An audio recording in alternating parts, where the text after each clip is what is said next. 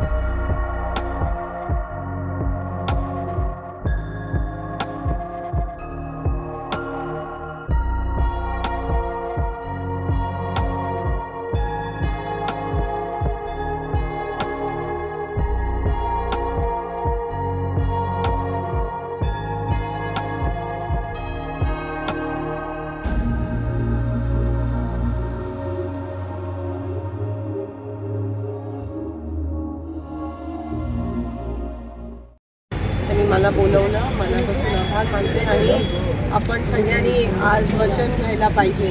तिने कधी भेदभाव केला नाही आहे, तर आपण तर तो सर्वात मोठा मातृभूमीच्या प्रती अनादर असतो आणि एकीकडे आपण झेंडा बदला तर दुसरीकडे जर असं करेल तर मग त्याला देशभक्ती म्हणत नाही।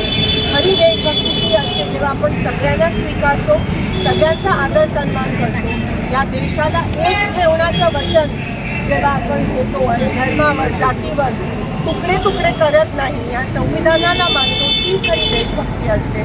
आणि आज वचन घेऊया की ती देशभक्ती आपल्या सगळ्यांच्या मनात बाळगूया आणि हा दिवस साजरा करूया। दरवर्षीप्रमाणे यंदाही प्रजासत्ताक दिनाचे औचित्य साधून इन गेट रिक्षा स्टॉपचे आधारस्तंभ माननीय श्री अशोकअण्णा गायकवाड यांच्या मार्गदर्शनाखाली रक्तदान शिबिराचे आयोजन करण्यात आलेले आहे। तरी सर्व येणाऱ्या रक्तदात्यांचे इन गेटच्या वतीनं मनापासून आभार व्यक्त करण्यात येत आहे।